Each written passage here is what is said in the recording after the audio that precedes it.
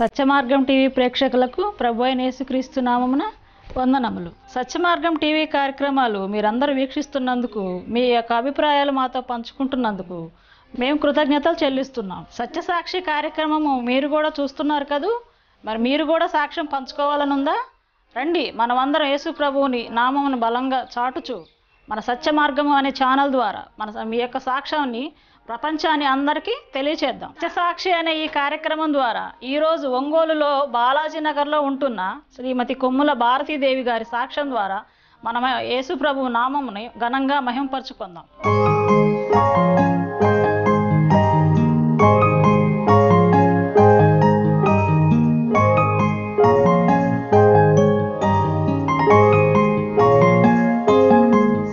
మహోన్నతుడును జీవము గల మా తండ్రి, నీ పాదములకు వందనాలు, స్తుతులు, స్తోత్రములు నాయన. ఇంతవరకు ప్రభా, ఒక పాపాత్మురాలైన నన్ను, అయోగ్యురాలైనటువంటి నన్ను, ఏ యోగ్యత లేనటువంటి నన్ను నాయన అనేక జనాంగం ముందు టీవీలో సాక్షిగా నిలబెట్టుకున్నందుకు నీ కోట్ల కొలది వందనాలు, స్తుతులు, స్తోత్రములు సమర్పించుకుంటున్నాను తండ్రి. ఈ అవకాశం ఇచ్చినటువంటి దైవజనుల కొరకు వందనాలు, స్తుతులు, స్తోత్రములు సమర్పించుకుంటూ యేసయ్య అతి పరిశుద్ధమైన నామమున ప్రార్థించి మిక్కిలి వినయముగా వేడుకుంటున్నాను తండ్రి. ఆమేన్. దేవుని నామానికి మహిమ కలుగును గాక. దేవుడు నన్ను సాక్షిగా నిలబెట్టుకున్నందుకు కోటాను కోట్ల వందనాలు, స్తుతులు, స్తోత్రములు. మాది చెరుకంపాలెం గ్రామము. నా పేరు భారతి. మరి మా తల్లిదండ్రులు, మా నాయన మిలిటరీలో ఉద్యోగం చేసేవాడు. మా నాన్న పేరు జోసఫు, మా అమ్మ పేరు సుందరమ్మ. మేము 7 సంతానము. అందులో మొదటి సంతానము నేను. మా నాన్న మిలిటరీలో ఉండేవాడు. ఆయన డబ్బులు పంపిస్తామంటే మా అమ్మ కష్టపడి ఎంతో నన్ను నర్సింగ్ చదివించింది. నర్సింగ్ చదివించిన తర్వాత కొన్ని సంవత్సరాల తర్వాత నాకు వివాహం చేశారు. నా భర్త కూడా మిలిటరీలో ఉద్యోగం చేశాడు. ఆయన పేరు భాస్కర్ రావు. తర్వాత మేము ఇక్కడ ప్రకాశం జిల్లా ఒంగోలులో మరి సొంతగా ఒక చిన్న హౌస్ కట్టుకొని అట్లా మరి చర్చికి మేమందరం వెళ్తూ ఉంటాము. కానీ పేరుకు క్రైస్తవ బిడ్డలమే, క్రైస్తవులుగానే జీవిస్తున్నాము. కానీ నామకార్థ క్రైస్తవులుగా జీవిస్తున్నాము. దేవుని యందు భయభక్తులు లేకుండా, దేవుని యందు వినయ విధేయతలు లేకుండా, దేవునికి భయపడకుండా, దేవునికి లోబడకుండా కొన్ని సంవత్సరాలు జీవించాను. ఈ లోకంలో పడిపోయాను నేను. పెళ్ళయిన తర్వాత 4 బిడ్డలు పుట్టారు. 2 కుమార్తెలు, 2 కుమారులు. వాళ్ళు చదివించుకుంటా తర్వాత నాకు నర్సింగ్లో ఉద్యోగం వచ్చింది, మెడికల్ డిపార్ట్మెంట్లో. అక్కడ మరి ఉద్యోగం ఒక పక్క చేసుకుంటా, బిడ్డల్ని చదివించుకుంటూ, ఒకతోటి భర్త దూరంలో ఉన్నాడు, మిలిటరీకి వెళ్ళిపోయినాడు. మరి నేనేం చేయాలో నాకు అర్థం కాలేదు. ఈ లోకంలో పడిపోయాను. ఆర్థిక ఇబ్బందుల వల్ల పరిస్థితులు తారుమారైపోయినాయి. మరి బిడ్డల్ని వాళ్ళని చదివించుకోలేక, వారిని పెంచుకోలేక, ఒకతోటి ఉద్యోగం చేసుకోలేక, ఉద్యోగంలో చాలా భయంకరమైన కష్టాలు, అధికారుల చేత భయంకరమైన మాటలు పడ్డాము. మరి ఒక ఆపరేషన్ కేసు చేపిపోతే వాళ్ళు 1 నెల జీతం కట్ చేస్తారు. అటువంటి శ్రమల్లో గుండా వచ్చాను. తర్వాత భయంకరమైన కొలిమిలో ఆర్థిక ఇబ్బందుల్లో నుండి నేను వచ్చాను. కానీ దేవుడు అయినా కానీ నన్ను ప్రతి విషయంలో కాపాడుతూ వస్తున్నాడు. మరి చిన్న బిడ్డలుగా ఉన్నప్పుడు ఎంతో కష్టపడ్డాను. జకరయ్య హాస్పిటల్లో కూడా, ప్రైవేట్ హాస్పిటల్లో మరి ఆ చిన్న బిడ్డలు 4 బిడ్డలని తీసుకెళ్ళి అక్కడ వాళ్ళని నైట్ డ్యూటీ చేసేటప్పుడు వాళ్ళు అక్కడ పండుకోబెట్టి వాళ్ళని మరలా ఇంటికి తీసుకొచ్చుకొని నా పనులన్నీ చేసుకొని నేను మరలా వెళ్ళిపోయేదాన్ని డ్యూటీకి. ఆ విధంగా నేను ఎన్నో శ్రమలు అనుభవించాను. కానీ దేవుడు నన్ను ఎప్పుడూ మర్చిపోలేదు. ఆ విషయం అయితే నేను దేవుడిని సంపూర్తిగా నమ్మలేకపోయాను. ఈ లోకంలో పడి నేను జీవించాను. ఈ లోకాశలు, ధనం వ్యామోహము, ధనము లేదనే డబ్బు, అప్పుల బాధలు, బిడ్డల బాధలు, ఒకతోటి భర్త లేడు, ఆ బాధలు, ఎంతో మానసికమైన వేదన. ఎవరికి చెప్పుకున్నా నా బాధ ఎప్పుడు ఒకరికి చెప్పుకునేదాన్ని, ఏడ్చేదాన్ని. కానీ దేవుడికి మటుకు చెప్పుకోలేదు ఎప్పుడు ఎన్నడు. నామకార్థ క్రైస్తవ జీవితం జీవించాను. పూర్తిగా సంపూర్తిగా మరి దేవుడికి వ్యతిరేకంగా జీవించాను. సామెతలు 1వ అధ్యాయము 24లో నేను పిలవగా మీరు వినకపోతిరి, నేను చెయ్యి చాపగా ఎవరునూ లక్ష్య పెట్టకపోయిరి, నేను చెప్పిన బోధ ఏమియో మీరు వినక త్రోసివేసితిరి, నేను గద్దింపగా లోబడకపోతిరి. కాబట్టి మీకు అపాయము కలిగినప్పుడు నేను నవ్వేదను, మీకు భయము వచ్చినప్పుడు నేను అపహాస్యము చేసేదను. భయము మీ మీదకు తుఫాను వలె వచ్చినప్పుడు, సుడిగాలి వచ్చినట్లు మీకు అపాయము కలిగినప్పుడు, మీకు కష్టమును దుఃఖమును ప్రాప్తించినప్పుడు నేను అపహాస్యము చేసేదను. అప్పుడు వారు నన్ను గూర్చి మొరపెట్టెదరు కానీ నేను ప్రత్యుత్తరం ఇయ్యకుందును. నన్ను శ్రద్ధగా వెతికెదరు కానీ వారికి నేను కనబడకుందును. దేవుడు ఈ వాక్యం ద్వారా మాట్లాడాడు. అయినా కానీ నేను తెలుసుకోలేకపోయాను, అయినా కానీ దేవుని తట్టు నేను తిరగలేకపోయాను. బైబిల్ అయితే చదువుతున్నాను, ప్రతిరోజు బైబిల్ చదువుతున్నాను, కానీ నాయన నా లోతైన అనుభవంలోకి వెళ్ళలేకపోతున్నాను. ఎవరి మాట వినటం లేదు. సరే, ఎంతోమంది బోధకులు వచ్చి నాకు, అమ్మా నువ్వు దేవుడిని నమ్ముకో, బాప్తీసం తీసుకున్నావా లేదా అని ఎంతోమంది అడిగారు. కానీ లోకంలో పడిపోయాను కదా, లోకంలో పడిపోయినప్పుడు వారి మాటను నేను లక్ష్య పెట్టలేదు. దేవుడు పిలిచినప్పుడు నేను వినలేదు, ఆయన చెయ్యి చాపినప్పుడు నేను లక్ష్య పెట్టలేకుండా జీవించాను. కానీ దేవుడు నన్ను విడవలేదు. ఎంత గొప్ప దేవుడు, ప్రేమామయుడైన దేవుడు నన్ను ఈ రోజు వరకు ఆయన నా చెయ్యి పట్టుకొని నడిపిస్తున్నాడు. మేము బాప్టిస్ట్ చర్చికి వెళ్తాము. మా కుటుంబం అంతా చిన్నప్పటి నుంచి నేను నా బిడ్డలు వాక్యం వింటున్నామే కానీ ప్రార్థన లేదు, కుటుంబ ప్రార్థన లేదు, వాక్యం చదవటం లేదు. సంపూర్తిగా దేవుళ్ళో వ్యతిరేకమైపోయాం. లోకాశల వైపు పరిగెత్తుతున్నాను, లోకంలో డబ్బు కొరకు పరిగెత్తుతున్నాను, అప్పుల ఊపిలో దిగబడిపోయాను. ఇన్ని కష్టాలు అనుభవిస్తా కానీ అయినా కొద్దిగా నాకు ఎక్కడో దేవుడు నాకు ధైర్యం లోపల పెట్టాడు. మనసులో హృదయంలో మాట్లాడుతున్నాడు దేవుడు, కానీ దేవుని మాట వినటం లేదు. ఆ చర్చికి వెళ్తున్నాం. కొన్ని రోజుల తర్వాత మరి దేవుడు నాకు ఎందుకు ఇట్లా జరుగుతుంది అని కొద్దిగా ఆలోచన, నాకు తలంపులు వస్తున్నాయి. ఏ విధంగా ఈ కష్టాలు ఎందుకు వస్తున్నాయి, ఈ విధంగా నేను కష్టపడుతున్నానంటే ఏంటి ప్రాబ్లం ఏంటి, ఈ విధంగా నేను ఎందుకు, దేవుడు ఉంటే ఇన్ని కష్టాలు నాకు ఎందుకు వస్తాయి అని దేవుడికి కూడా వ్యతిరేకంగా మాట్లాడాను. దేవుడు ఉంటే నా కష్టాలు ఎందుకు వస్తాయి అని ప్రతి వాళ్ళతో అనేదాన్ని, ప్రతి వాళ్ళతో మాట్లాడేదాన్ని. ఎక్కడున్నాడు దేవుడు, ఎక్కడున్నాడు అని చెప్పాను. దైవ సేవకులు కూడా వచ్చినప్పుడు, అయ్యా మేము ఉద్యోగంలో చాలా అబద్ధాలు ఆడాలా, చాలా రికార్డు వరకు కూడా మరి తప్పులు రాయాలి, మేము ఇప్పుడు నువ్వు నమ్ముకుమ్మా అని చెప్పేవాడు. అయితే ఇప్పుడు కాదు, మేము ఇప్పుడు దేవుడిని నమ్ముకోను, తర్వాత ఎప్పుడో నమ్ముకుంటా, ఉద్యోగం అంతా అయిపోయిన తర్వాత, రిటైర్డ్ అయిపోయిన తర్వాత నమ్ముకుంటా అని చెప్పేదాన్ని. కానీ నాయన దేవుడు నన్ను పట్టుకున్నాడు. వేరే పాస్టర్ గారు వచ్చారు, ఇంకో పాస్టర్ గారు వచ్చారు. ఆ పాస్టర్ గారు వచ్చిన తర్వాత అసలు ఆ వాక్యమే అర్థం కావట్లే నాకు. ఏంటి వాక్యం అర్థం కావట్లేదు, నాకు వాక్యం కావాలి. నా హృదయంలో తపన బయలుదేరింది, ఒక తపన, నాకు వాక్యం కావాలి, నాకు హృదయం నిండా వాక్యం కావాలి. ఎవరు వాక్యం చెబుతారు, మంచి వాక్యం ఎవరు చెబుతారు అని చెప్పి నేను ఎంతో బాధపడేదాన్ని, ఎంతో వేదన పడాను, చింతపడుతున్నాను, దిగులు పడుతున్నాను. అప్పుడు ఒకరోజు మా తమ్ముడు ఏలూరులో ఉంటాడు, మా తమ్ముడు కూడా బిలీవరే, చిట్టుబాబు తమ్ముడి పేరు. మా తమ్ముడు ఫోన్ చేసినప్పుడు నేను మరి మా తమ్ముడి దగ్గరికి వెళ్ళినప్పుడు ఒక పాస్టర్ గారిని, ఒక వారం రోజులు ఉండి వచ్చేటప్పుడు ఒక పాస్టర్ గారిని పిలిచారు మా తమ్ముడు గారు. ఆయన పరిశుద్ధాత్మ గల పాస్టర్ గారు. ఆయన వచ్చి మాట్లాడుతున్నాడు, ప్రార్థన చేసి ప్రార్థన కూటం పెట్టారు ఇంట్లో. ప్రార్థన కూటం పెట్టినప్పుడు దేవుడు నాతో మాట్లాడుతున్నాడు. అమ్మ నా కుమార్తె, నువ్వు నాకు మొరపెట్టుము, నేను నీకు ఉత్తరం ఇస్తానంటున్నాడు. ఆయన ద్వారా దేవుడు నాతో మాట్లాడాడు. నా కుమార్తె, నువ్వు నాకు మొరపెట్టు, నేను నీకు ఉత్తరం ఇస్తాను. నా కుమార్తె, నువ్వు నాకు మొరపెట్టు, నేను నీకు ఉత్తరం ఇస్తాను అని అంటున్నాడు. నాకేం అర్థం కాల. మొరపెట్టమంటున్నాడు ఏంది, మొరంటే ఎట్టా ఏంటి, నాకేం అర్థం కాల. ఏందోలే వాక్యంలో ఏదో చెప్తాడులే దేవుడు అనుకున్నా. అప్పుడు కూడా నేను సంపూర్తిగా విశ్వసించలేకపోయా. తర్వాత మళ్ళీ ఇంటికి వచ్చాను. ఇంటికి వచ్చిన తర్వాత నా సహోదరి కటాక్షం అనే ఒక అమ్మాయి ఉంది ఇక్కడే.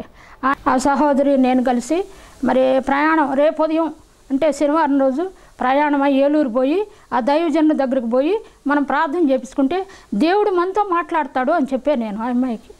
మేము రెడీగా ఉన్నాం. రెడీగా ఉంటే ఆ రోజు ఆ అమ్మాయికి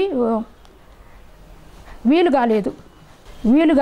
వీలు కాకపోతే చలో ఒక దైవజనురాలు ఆ రోజు స్త్రీల మీటింగు, స్త్రీల రిట్రీట్ జరుగుతుంది. ఆ స్త్రీల రిట్రీట్ అప్పుడు నేను నా సహోదరి కటాక్షం మేమిద్దరం వెళ్ళినప్పుడు ఒక దైవజనులను ఆమెను పిలిపించారు.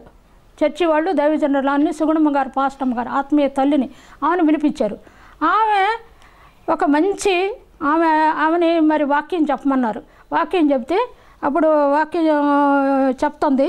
వాక్యము సాక్ష్యము అంతా చెప్పిన తర్వాత ఆ సాక్ష్యమిని నేను ఎంతో మరి ఏడ్చాను. నా దేవుడు నా మనసు మార్చాడు. ఆమె సాక్ష్యం విన్నాం. ఏం సాక్ష్యం అంటే ఆమె కుమార్తె ఆమెకి 5 బిడ్డలు. ఆమెకి 5 బిడ్డలు అయితే 3 కొడుకులు 2 కుమార్తెలు. పెద్ద కుమార్తె ఆమెకి విగ్రహారాధికురాలు. ఆమె హిందూ విగ్రహారాధన చేస్తూ ఉంటుంది. ఎన్నో దేవతలకి విగ్రహాలకి మొక్కినటువంటి ఆమె కుమార్తె చనిపోయింది. ఎన్ని హాస్పిటల్ తిప్పినా కానీ చనిపోయింది. డాక్టర్లు ఏం చెప్పారు, తీసుకొని పోమ్మా, వెళ్ళిపో, ఇంకా మేము బ్రతికించలేము, ఈ అమ్మాయి చనిపోయింది, వేస్ట్, అనవసరంగా అని చెప్పి తీసుకొని పొమ్మనంటే ఆమె సాధుగారి చర్చికి వెళ్తుంది. సాధుగారి చర్చికి పోయినప్పుడు ఆ బిడ్డను తీసుకొని పోయి సాధుగారి చర్చిలో సాధుగారి కాళ్ళ ముందు పడేసింది. ఆ బిడ్డని పడుకోబెట్టి అప్పుడు 3 రోజులు ఉపవాసం ఉండి ప్రార్థన చేసింది. సంఘం అంతా ప్రార్థన చేశారు.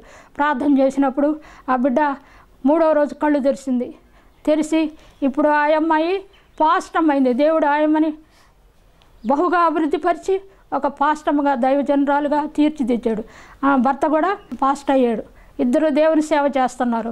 ఆ ఆత్మీయ మరుసటి రోజు మేమేం చెప్పామంటే, అమ్మా మీ వాక్యం మాకు బాగా నచ్చింది, మీ వాక్యం ద్వారా దేవుడు మాతో మాట్లాడాడు, మేము ఖచ్చితంగా మీ చర్చికి వస్తాము.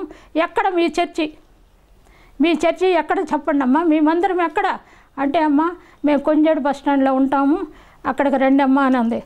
మరుసటి ఉదయమే ఒక్కరోజు కూడా ఆలస్యం చేయలే. ఆ సహోదరి నేను ఇద్దరం కలిసి వెళ్ళాము. వెళితే మరి ఆమె వాక్యం ద్వారా దేవుడు మాట్లాడాడు. మరలా వాక్యం ద్వారా దేవుడు నాతో మాట్లాడాడు.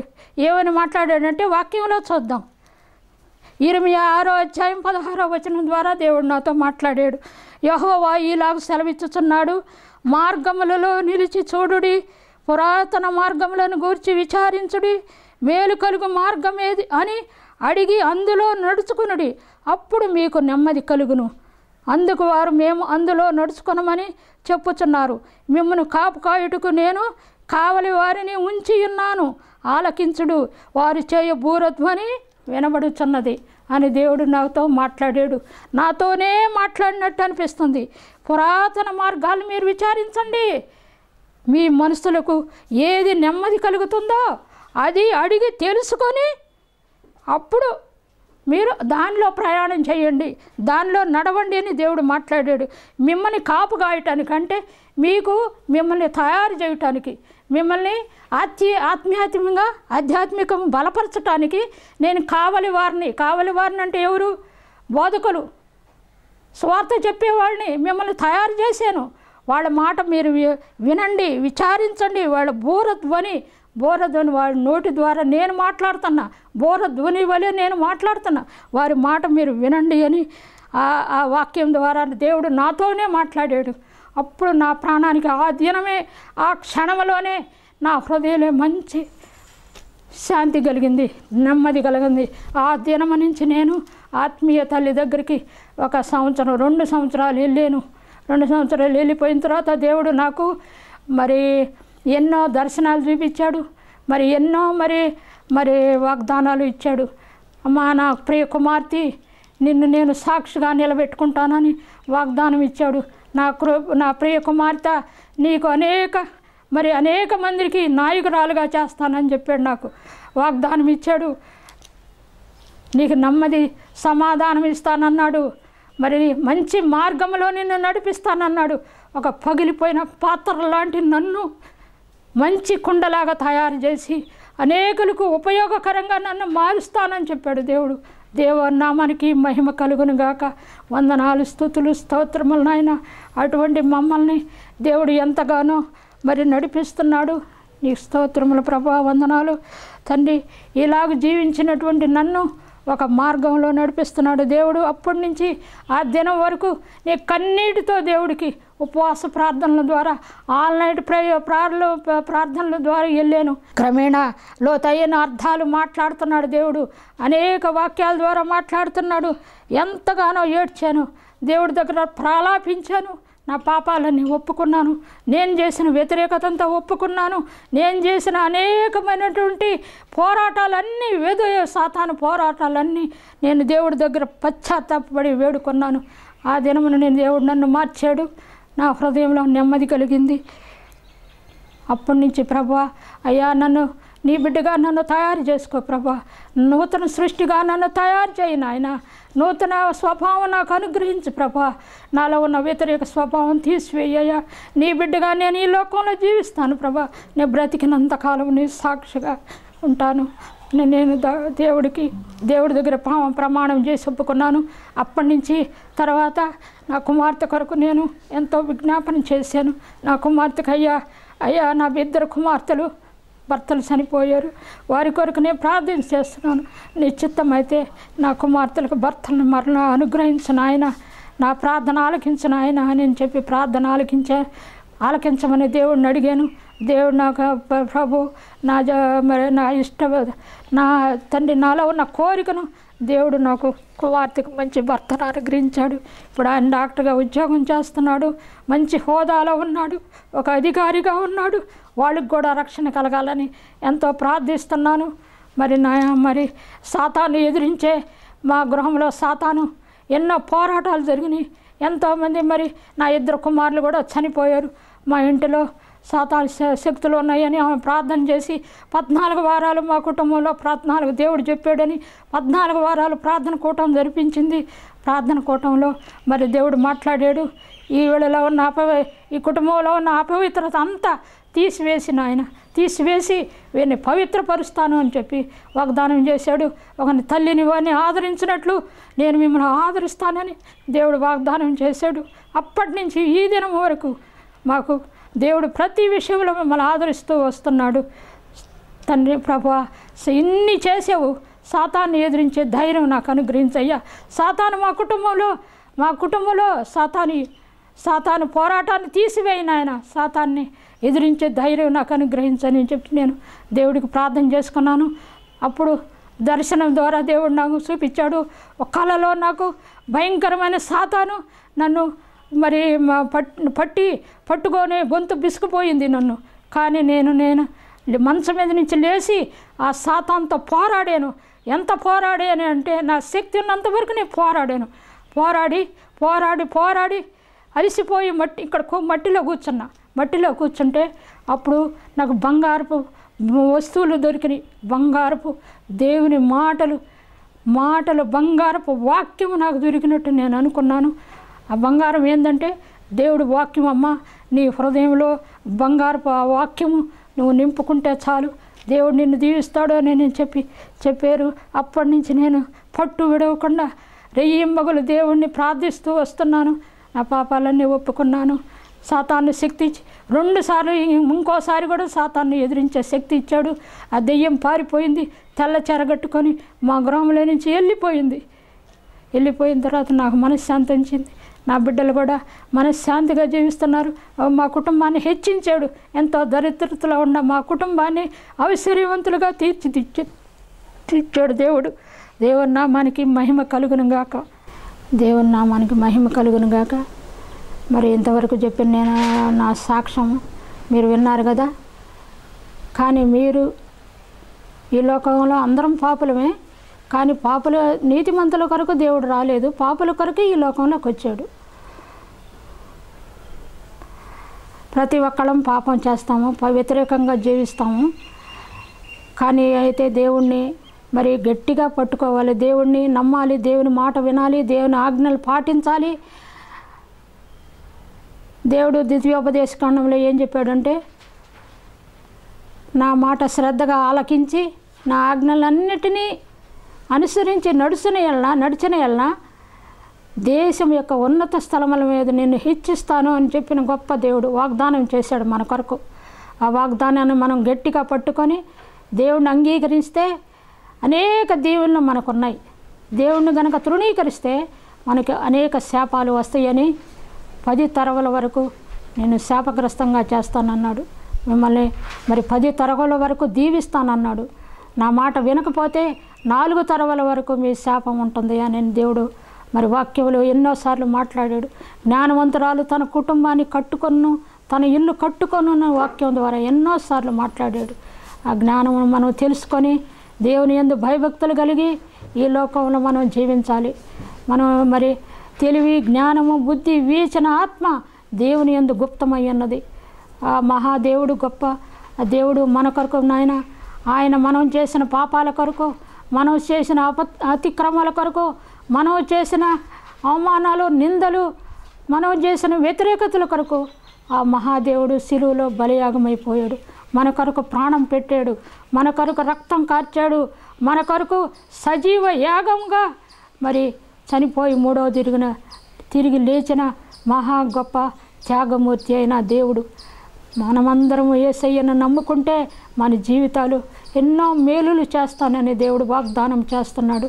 ఇప్పుడైనా యాయాలు గ్రంథం ద్వారా మాట్లాడుతున్నాడు దేవుడు. యాయాలు గ్రంథంలో ఏముందంటే, ఇప్పుడైనా మీరు ఉపవాసం ఉండి కన్నీరు విడుచుచు దుఃఖించుచు మనఃపూర్వకముగా తిరిగి నా యొద్దకు రండి. ఇదే యెహోవా వాక్కు. మీ దేవుడైన యెహోవా కరుణా వాత్సల్యము గల వాడును, శాంతమూర్తియు, అత్యంత కృపగలవాడనై ఉండి తాను చేయనుద్దేశించిన కీడుని చేయక పశ్చాత్తాపడును గనుక మీ వస్త్రములను కాక మీ హృదయములను చింపుకొని ఆయన తట్టు తిరుగుడి. ఒకవేళ ఆయన మనసు త్రిప్పుకొని పశ్చాత్తాపడి మీ దేవుడైన యెహోవాకు తగిన నైవేద్యమును పానార్పణమును మీకు దీవెనగా అనుగ్రహింపుడని ఎవడు చెప్పగలడు? సియోనులో బాకా ఊదుడి, ఉపవాస దినము ప్రతిష్ఠించుడి, ప్రతిదినము వ్రత దినము నియమించి ప్రకటన చేయుడి, జనులను సమకూర్చుడి, సమాజ కూటము ప్రతిష్ఠించుడి, పెద్దలను పిలువనంపించండి, చిన్నవారిని స్తన్యపానము చేయి బిడ్డలను తోడుకొని రండి. పెళ్లి కుమారుడు అంతఃపురములో నుండి పెళ్లి కుమార్తె గదిలో నుండి రావలేను అని యేసయ్య మనకు చెప్తున్నాడు. ఇప్పుడైనా మీరు ఉపవాసం ఉండి కన్నీరు విడిచి ప్రార్థిస్తే మీకు చేసేటువంటి ఆ కీడు చేయకుండా దేవుడు శాంతమూర్తి కనుక ఆ కీడుని తొలగిస్తానని చెప్తున్నాడు. కనుక మనం అందరం ఈ లోకంలో దేవుని బిడ్డలుగా జీవిస్తున్నప్పుడు నిలువెచ్చగా ఉండకూడదని అంటున్నాడు. నిలువెచ్చనిగా ఉండేవారిని నేను నా నోట నుండి ఉమ్మి వేస్తానని చెప్తున్నాడు. నిలువెచ్చని జీవితం తీసివేసుకుందాం. అయ్యా నిజమైన వెచ్చగానైనా ఉండు, చల్లగానైనా ఉండు అని చెప్తున్నాడు. వెచ్చగానే ఉండాలి, మనం చల్లగా ఉండకూడదు. దేవునికి ఇష్టమైన కార్యాలు చేయకూడదు, దేవునికి ఇష్టమైన కార్యాలు చేయాలి. దేవుని చిత్తానుసారంగా ఈ లోకంలో మనం నడవాలి. ఎప్పుడైతే దేవుణ్ణి అంటిపెట్టుకొని మన జీవితం ఉంటామో అప్పుడే మాకు మేలులు జరుగుతాయి. మన ప్రార్థన దేవుడు ఆలకిస్తాడు. మనం మన సొంత ఇష్ట ప్రకారం మనం చేసుకుంటా పోతే మన ఇష్టానికి దేవుడు మనకు ప్రతిఫలం ఇవ్వడు. ఎప్పుడైతే ఆజ్ఞలను అనుసరించి ఆయన చెప్పిన ఆజ్ఞలన్నిటినీ అనుసరించి నడుచుకుంటే నీ సమస్త దీవెనలు నీకుంటాయని దేవుడు వాక్యంలో మాట్లాడుతున్నాడు. కనుక మనమందరము దేవుడికి ఎలాంటి వ్యతిరేకత జీవించకుండా ఆయన మాటకు లోబడి ఆయన యందు భయభక్తులు కలిగి ఆయన యందు మరి శ్వాసం ఉంచి నిరీక్షణ కలిగి విరిగి నలిగిన హృదయముతో ఆయన పరిశుద్ధమైన దేవుడు కనుక పరిశుద్ధంగా మనం జీవించాలి. కనుక పరిశుద్ధమైన జీవితం మనకి ఇవ్వమంటే ఆయన ఇస్తాడు. అడుగుడి మీకు ఇయ్యబడును అని చెప్పావు కదా ప్రభువా. అడిగితే నేను ఇస్తానని చెప్పావు, వెతకడి దొరుకుని అని చెప్పావు నాయన. నువ్వు దొరుకుతావు ప్రభువా. తట్టుడి మీకు తీయబడును అని చెప్పావు, తలుపు తీస్తానని చెప్పి మోక్ష ద్వారాలు తలుపులు తీస్తానని చెప్పావు గొప్ప తండ్రివి అని దేవుడిని వేడుకుంటే ఆయన తప్పక దయచేసే దేవుడు అయి ఉన్నాడు. ఎవరిని త్రోసివేసే దేవుడు కాదు ఆయన, ఎవరిని నాయన నెట్టివేసే దేవుడు కాదు ప్రభు. అందరినీ నాయన ప్రేమగా దీవించే దేవుడు ప్రభా. మన కొరకు ప్రాణం పెట్టిన దేవుడు ప్రభా. ప్రతి ఒక్క బిడ్డను ప్రభా ప్రేమతో నాయన ఆయన కాపాడుతున్నాడు ప్రభా. ఎన్నో ఆజ్ఞలు మనకిచ్చాడు ప్రభా.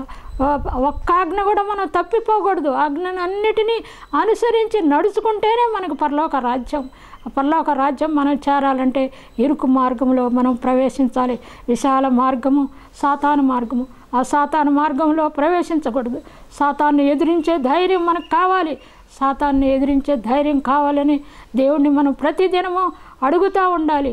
రక్షణ అనే శిరస్త్రాణాన్ని దొరుకుని వాక్యము రెండంచులు గల కట్కము, ఆ వాక్యాన్ని పట్టుకొని మరి విశ్వాసం అనే డాలు పట్టుకొని నీతి అనే మైమరువు తొడుక్కొని సత్యం అనే దట్టి కట్టుకొని పాదములకు సమాధానం అనే జోడు తొడుక్కొని ఆ శాతాన్ని మనం ఎదిరిస్తే అప్పుడే మనం పరలోక రాజ్యంలో చేరుతాము. ఫలించు తీగల వలె మనం ఉండాలి. యేసు ప్రభు ద్రాక్షావల్లి. ఆ ద్రాక్షావల్లిలో తీగలు నిలిచి ఉంటేనే కానీ ఫలించగలవు. ద్రాక్షావల్లిలో నిలిచి ఉండకపోతే అవి ఎండిపోయి మనుషులు బయట పారవేస్తారని దేవుడు చెప్తున్నాడు. మనం ఎండిపోయిన జీవితాలుగా ఉండకూడదు. ఫలించు వృక్షం వలె ద్రాక్షావల్లి వలె మనం ఉండాలి.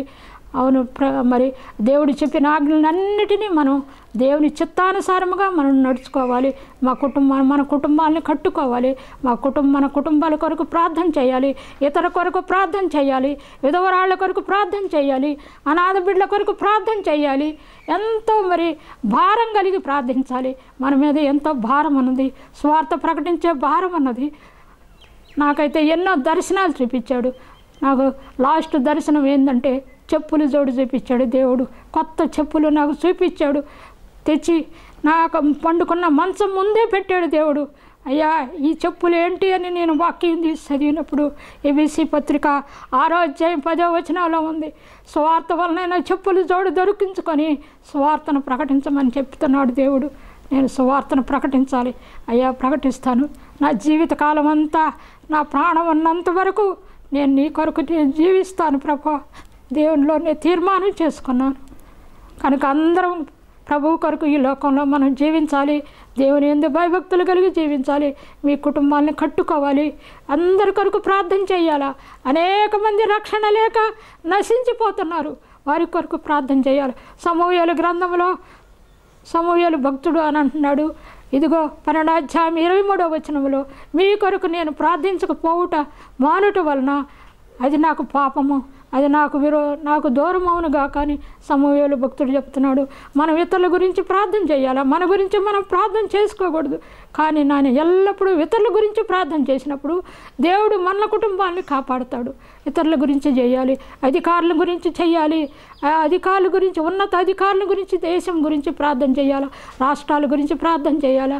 గ్రామాల గురించి ప్రార్థన చేయాలా. విగ్రహారాధికులు ఎంతోమంది ఉన్నారు, వారి గురించి ప్రార్థన చేయాలా. నశించిపోయే బిడ్డల కొరకు ప్రార్థన చేయాలా. త్రాగుబోతుల కొరకు ప్రార్థన చేయాలా. హత్యలు చేసే వరకు ప్రార్థన చేయాలా. కుంటివారి గుడ్డివారి కొరకు ప్రార్థన చేయాలా. జైలులో మొగుతున్న వారి కొరకు ప్రార్థన చేయాలా. వారందరి కొరకు ప్రార్థన చేయాలి. ముఖ్యంగా ప్రభువా, కుటుంబాల కొరకు ప్రార్థన చేయాలి. కుటుంబాల్లో భర్తలు విడిపోయిన వారి కొరకు ప్రార్థన చేయాలి. అనేకుల కొరకు మన భారం, దేవుడు మన మీద చాలా భారం ఉంచాడు. ఆ భారమును ప్రభా మరి ప్రతిదినం నా సిలువను ఎత్తుకొని నన్ను వెంబడించేవాడు పరలోక రాజ్యంలో చేరతాడని దేవుడు చెప్పాడు. కనుక మనమందరం దేవుని వాక్యమును నమ్ముకొని దేవుని యందు భయభక్తులు కలిగి, దేవుని యందు నిరీక్షణ కలిగి ప్రభువు రాకడ సమయంలో ఎత్తబడే సంఘంలో ఉండటానికి సహాయం చేస్తాడు. కనుక అయ్యా, మీరందరూ ప్రభు నా వలె జీవించకుండా దేవునికి మరి లోబడి జీవించండి. దేవుడు మాకు చేసిన మేలులు మీ కుటుంబంలో కూడా చేస్తాడు. ఇదిగో ఎన్నో మేలులు చేశాడు మా కుటుంబంలో. నా మనవడు, నా పెద్ద కుమార్తె మనవడు మరి బీటెక్ చదువుతున్నాడు. 3వ సంవత్సరంలో మరి ఆ అబ్బాయి కాలేజీ ఫస్ట్ వచ్చాడు. కాలేజీలో గోల్డ్ మెడల్ తీసుకున్నాడు. ఆ అబ్బాయిని ఎంతగానో దేవుడు దీవించాడు. అప్పటి నుంచి దేవుడు మా కుటుంబాన్ని హెచ్చిస్తాడు. 2వ అబ్బాయి కూడా ఇంటర్ ఫస్ట్ చదువుతున్నాడు, బీటెక్ చదువుతున్నాడు. మరి చిన్న కుమార్తె కొడుకు కూడా మరి 10th క్లాస్ చదువుతున్నాడు. నా బిడ్డల్ని, నా మనవల్ని ఎంతగానో దీవించాడు. మరి మా కుటుంబాన్ని అదేవిధంగా మీ కుటుంబాలను కూడా దీవిస్తాడు. ఎప్పుడైతే మనం దేవుని యందు భయభక్తులు కలిగి జీవిస్తామో తప్పక దేవుడు సహాయం చేస్తాడు. అదే 2 మేలు చేస్తానని దేవుడు వాగ్దానం చేశాడు. దేవుని నామానికి మహిమ, ఘనత, ప్రభావం కలుగును గాక. ఆమేన్. స్తోత్రాలు, వందనాలు. ప్రార్థన చేసుకుందాం.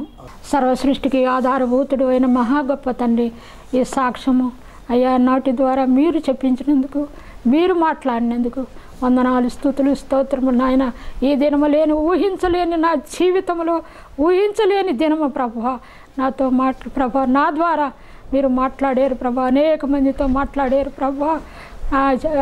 ఒక పాపిని నన్ను మార్చారు ప్రభా. అలాగే ప్రభా ఎంతోమంది పాపులుగా జీవిస్తున్నారు ప్రభా, వారిని కూడా మార్చి ప్రతి ఒక్కరిని రక్షణలోకి నడిపించమని ప్రార్థిస్తున్నాం తండ్రి. మా కొరకు రక్షణ ప్రణాళికలు నడిపించుతున్నందుకు నీకు స్తుతులు, స్తోత్రములు నాయన.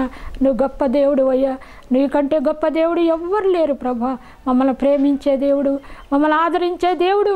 ఒక తల్లి వారిని ఆదరించినట్లు నేను మిమ్మల్ని ఆదరిస్తానని చెప్పావు కదా ప్రభా, వాగ్దానం చేసావు తండ్రి.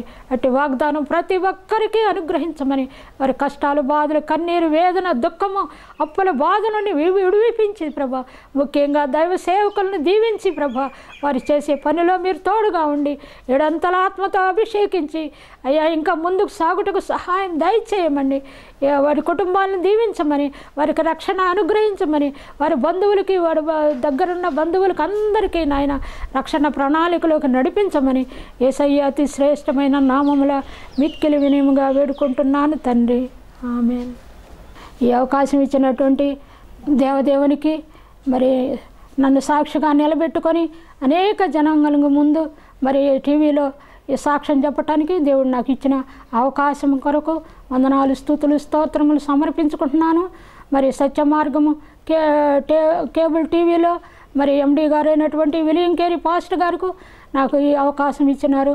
అంత గొప్ప మరి అవకాశం నాకు ఇచ్చినందుకు ఆయనకు కృతజ్ఞతాస్తుతులు చెల్లిస్తున్నాను.